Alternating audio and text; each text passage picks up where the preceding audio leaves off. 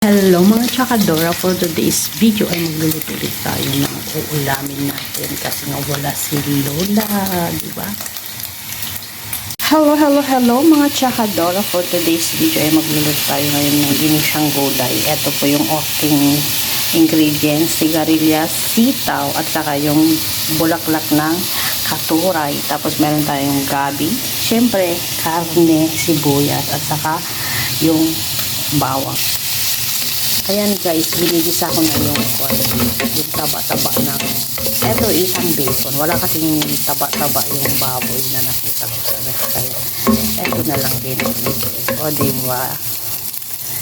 Yan, lagyan natin ngayon ng mantika para naman magmantika kasi konti na yung mantika. Okay na yung taba-taba ng baboy. Kaya lagyan na natin yung bawang. Talsik-talsik na siya guys. Pwede na natin ilagay yung beef. Haluin lang din natin siya para hindi na. Pwede na natin ilagay yung haluin. Ngayon guys, lagyan natin ng konting bakong. Wala kasi tayong pan.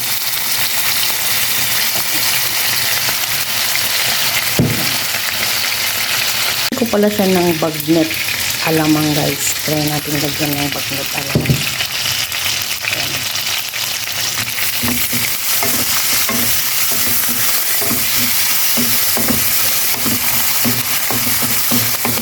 Tapos ngayon lagyan na natin yung gabi. Saka natin lagyan ng tubig para mag-ulan. Siyempre, lalagyan natin mamaya ng pampalasa ng all-purpose chicken powder.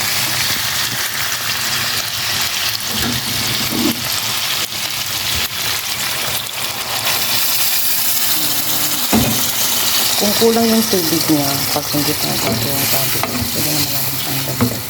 Alright.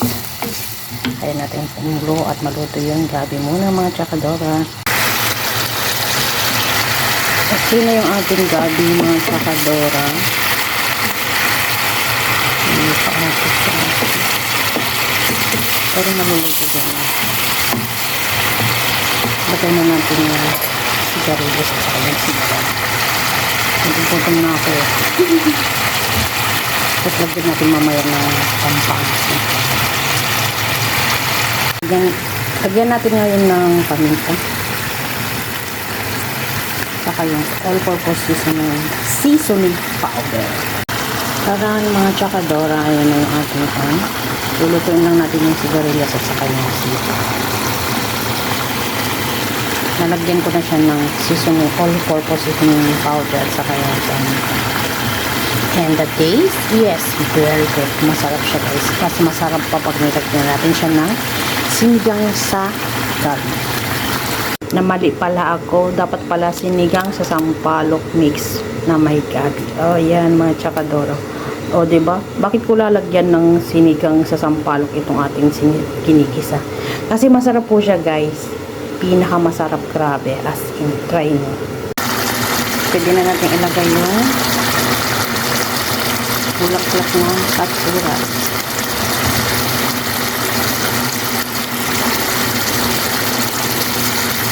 Lagyan na natin siya ng sinigang sa sampalok.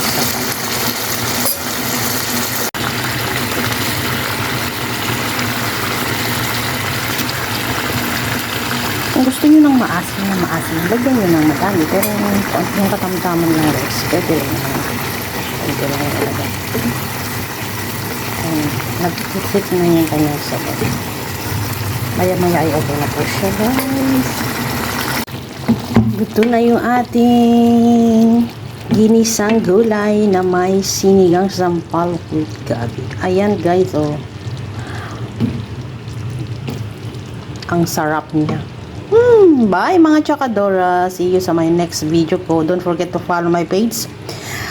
Click the button, like and share, and comment down below. Bye-bye.